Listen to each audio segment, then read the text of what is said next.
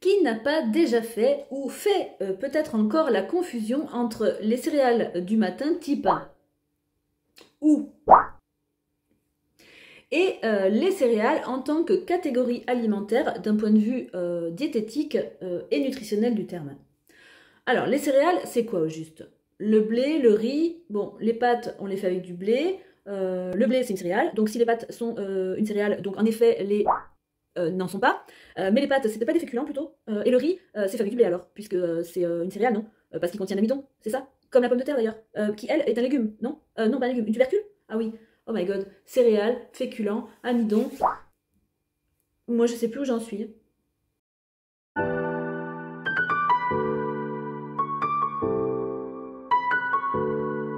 Bonjour et bienvenue sur Naturopathie et compagnie. Avant toute chose, je me présente, je suis Pascale Ferris, conseillère en naturopathie, spécialisée dans l'alimentation saine et le rééquilibrage alimentaire.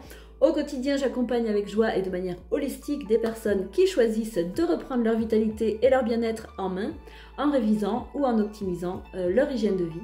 Alors si vous avez envie ou besoin de faire le point sur la vôtre, n'hésitez pas à me contacter, je me ferai une joie de vous proposer une consultation aux petits oignons.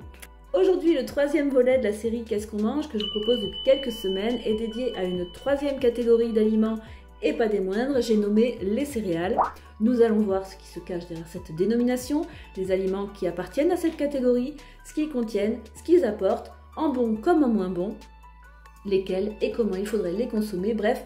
Je vous propose un tour d'horizon des céréales d'aujourd'hui. Je vous rappelle que si les conseils et les principes qui seront évoqués dans cette vidéo vous semblent éloigné de vos propres habitudes de consommation, sachez qu'une transition doit se faire progressivement, il ne faut pas tout changer d'un coup et les conseils que je vais lister ne sont qu'une inspiration, un point de départ que vous pourrez affiner par la suite à l'usage et selon vos propres ressentis. Alors tout d'abord, qu'est-ce qu'une céréale? Une céréale, c'est une plante dont les grains servent de base à l'alimentation humaine et animale. Dans cette vidéo, je ne vais aborder que l'aspect alimentaire humain parce que la question de l'alimentation céréalière des animaux n'est pas le sujet de cette vidéo et on en parlera sans doute un peu plus dans le volet sur la viande qui viendra ultérieurement. Alors, les céréales, le blé, le riz, le maïs, l'orge, etc. sont quasi exclusivement des plantes graminées, sauf le sarrasin qui est une polygonacée, l'amarante et le quinoa qui eux sont des kénopodiacées. Alors, c'est pourquoi ces trois-là, sarrasin, amarante et quinoa, sont considérés comme des pseudo-céréales parce qu'ils ne ressemblent pas aux graminées, mais en ont toutes les qualités et les usages. Bref, je ferme la petite parenthèse botanique. Et ceci étant dit, dans tous les cas, les céréales sont des végétaux dont les plus consommés sont le blé, le maïs, le riz et l'orge, mais vous connaissez aussi sans doute l'avoine, le millet, le seigle, le triticale qui est un hybride de blé et de seigle, le sorgho, mais aussi, on vient d'en parler, le sarrasin, l'amarante et le quinoa.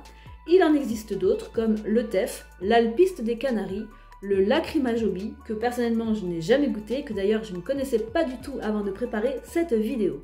Dites-moi en commentaire si vous les connaissez, est-ce que vous les consommez? Si oui, partagez vos recettes avec nous, un peu de nouveauté ne fait jamais de mal. Revenons à nos céréales et précisément aux grains qui sont en fait les fruits et les semences de ces plantes et qui sont cultivés et consommés depuis des millénaires car ces grains ont des caractéristiques particulières, petite taille, ils sont durs, ils sont secs, qui présentent l'avantage d'un stockage, d'un transport et d'une conservation facile.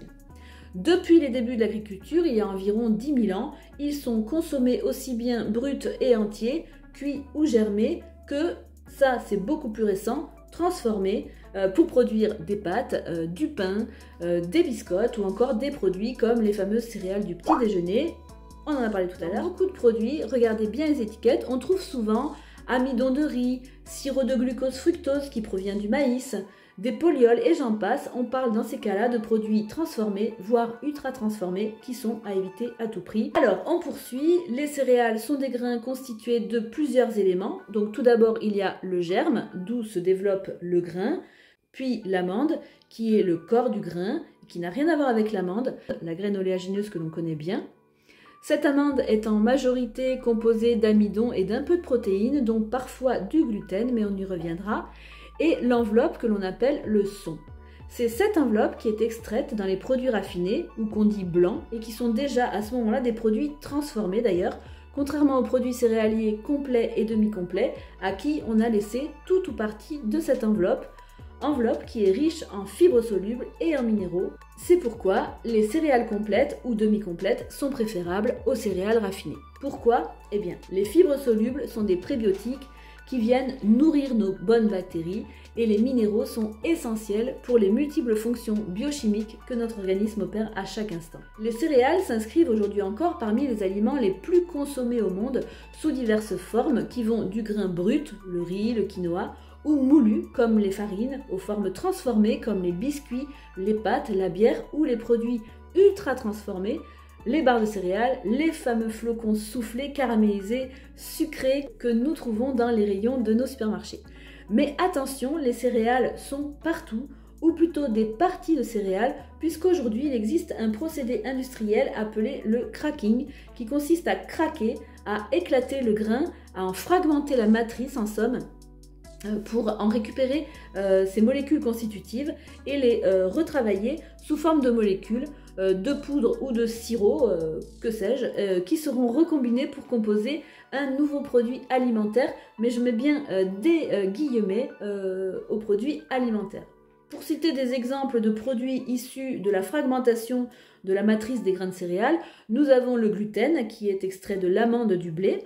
Nous avons les protéines de soja texturées, extraites du soja, ou encore la maltodextrine, qui est un assemblage de plusieurs glucides issus de l'hydrolyse de l'amidon de blé ou de maïs. Maintenant, de la catégorie alimentaire dans laquelle elles s'inscrivent, pour mieux comprendre les tenants et les aboutissants de leur consommation. J'ai réalisé un schéma que je vous propose ici pour localiser, identifier la place des céréales au sein des macronutriments que vous connaissez sans doute. Macronutriments donc que sont les protéines, les glucides et les lipides. Donc ce que l'on voit, c'est que les céréales se trouvent dans la catégorie des féculents, ici, au sein de laquelle se trouvent également les légumineuses, les pâtes, le pain, ou toute autre catégorie contenant de l'amidon, comme pommes de terre, châtaignes, patates douces, topinambour, bananes, etc. mais que je n'ai pas figuré pour ne pas alourdir le schéma. Donc en effet, ce qui caractérise les féculents, c'est leur teneur plus ou moins importante en amidon.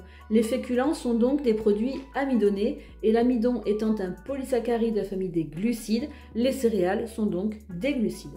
Vous me direz, pourquoi toute cette démonstration? Eh bien, ce que je cherche à montrer, c'est que les céréales, bien que communément considérées comme des aliments santé, ce qui sont dans une certaine mesure, n'en restent pas moins des produits glucidiques, donc sucrés, qui vont amener l'organisme à métaboliser des molécules de glucose, du sucre en fait, via cette hormone de stockage qu'est l'insuline, puisque comme je l'ai indiqué dans le schéma, l'unité de décomposition des glucides, c'est bien la molécule de glucose. Aujourd'hui, on est conscient que le sucre est omniprésent dans notre alimentation, conscient que l'on en consomme trop et que ça n'est pas une bonne chose parce que ce sucre entraîne toutes sortes de troubles qui vont des caries au surpoids, voire à l'obésité, du diabète aux maladies inflammatoires dégénératives, voire au cancer, j'en passe et des meilleurs.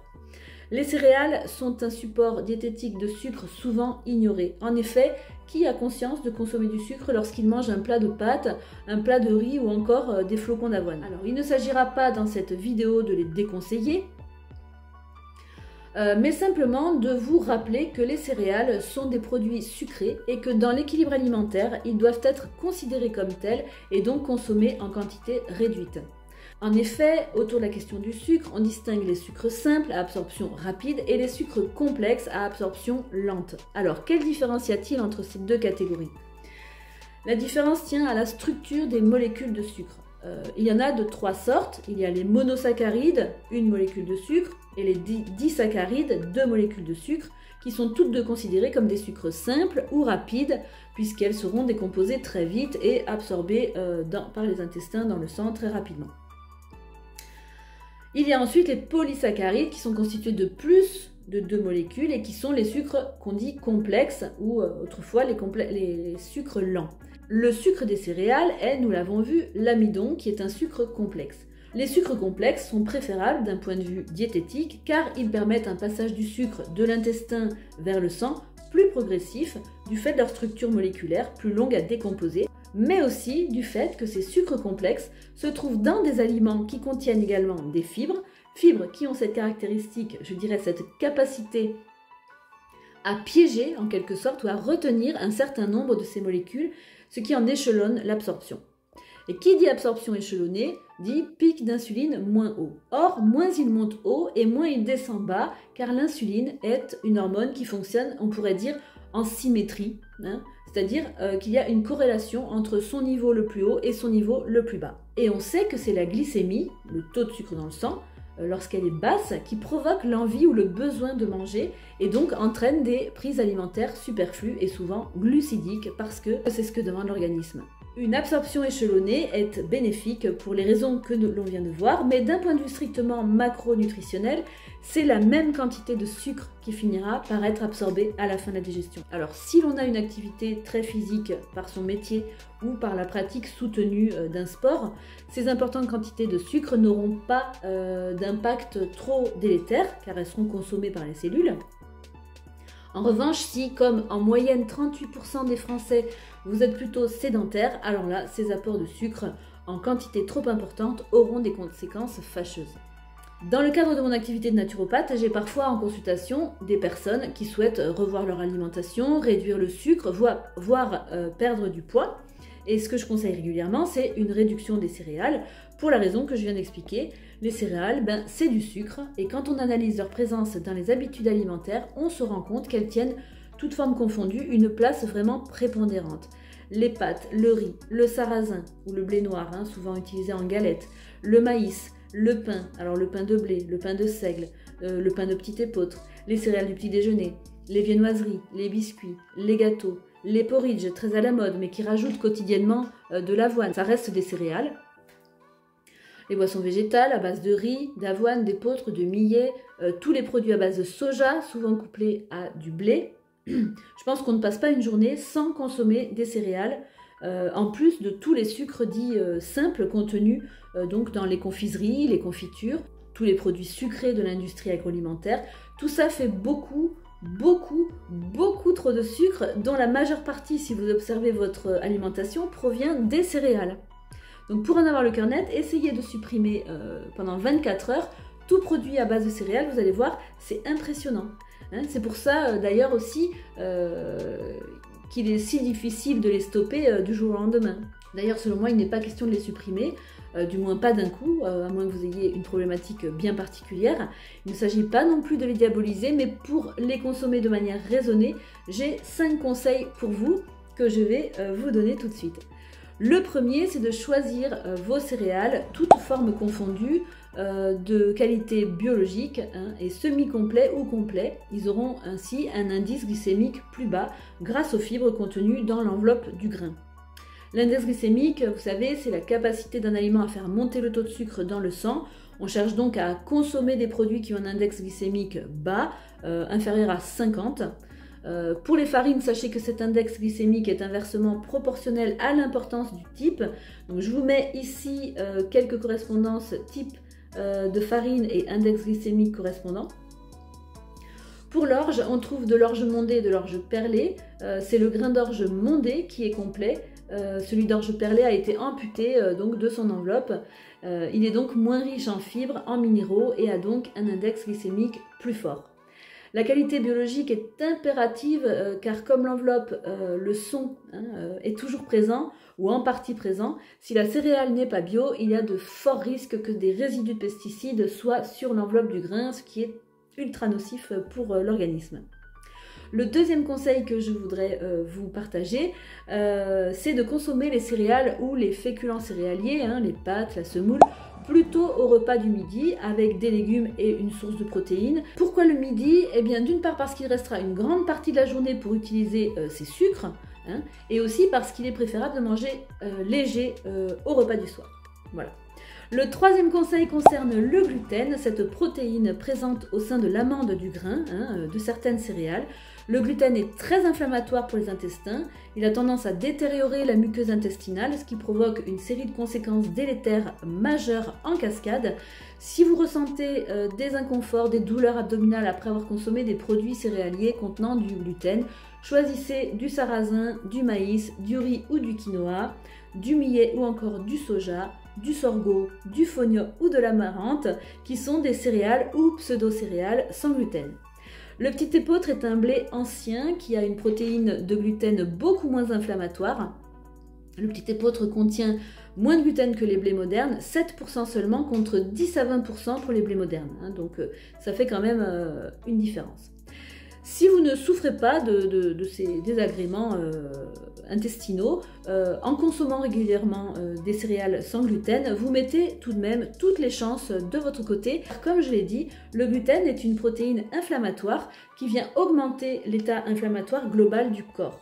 Je vous donne un moyen mnémotechnique pour vous souvenir de celles qui contiennent du gluten. Regardez, l'acronyme SABO avec S pour seigle, A pour avoine, B pour blé, O pour orge et T pour triticale, qui est un hybride de blé et de seigle, mais je crois que je vous l'ai dit tout à l'heure. Voilà, souvenez-vous de ce mot, SABO, ça vous permettra d'avoir en tête les céréales qui contiennent du gluten. Le quatrième conseil, c'est de faire tremper les céréales que vous voulez consommer sous leur forme brute. Donc le blé, le riz, le quinoa, le sarrasin, l'orge. En effet, les céréales contiennent un acide, l'acide phytique, qui est une substance de défense contre ses prédateurs dans la nature, mais aussi un antigerminatif naturel qui a une propriété antinutritive quand on l'ingère. Faire tremper les grains avant de les consommer permet d'éliminer une grande partie de ces phytates qui enfreignent l'assimilation des micronutriments. Un trempage de 12 heures en moyenne suffit et surtout jetez l'eau de trempage qui est pleine de ces antinutriments. Donc c'est de l'eau empoisonnée en quelque sorte. Ce conseil est valable pour les légumineuses et pour les graines oléagineuses, noisettes, amandes, noix du Brésil, etc. Enfin, cinquième point, une astuce pour transformer une grande partie de l'amidon des aliments en prébiotiques et donc de réduire l'apport en sucre et nourrir vos bonnes bactéries. Pour tout ce qui est pâtes, riz, toutes céréales que vous cuisez, mais aussi lentilles ou tout autre aliment contenant de l'amidon, faites cuire vos aliments en avance, laissez refroidir, puis placez-les au réfrigérateur pendant 6 heures. À basse température, l'amidon va se transformer en amidon résistant qui, comme son nom l'indique, résistera aux enzymes digestives, notamment à l'amylase. L'amidon résistant ne sera donc pas décomposé en molécules de glucose, mais atteindra intact le côlon où il sera fermenté par les bonnes bactéries qui s'y trouvent. Voilà pour ce que j'avais à vous dire sur les céréales. Je me répète, mais il ne s'agit pas de les éliminer de votre assiette du jour au lendemain, ce serait très compliqué, mais savoir ce qu'ils sont, ce qu'ils contiennent et comment les consommer au mieux, et surtout dans les bonnes quantités, c'est-à-dire toujours dans des proportions minimales, vous permettra, j'espère, de gagner en vitalité, en bien-être et en santé.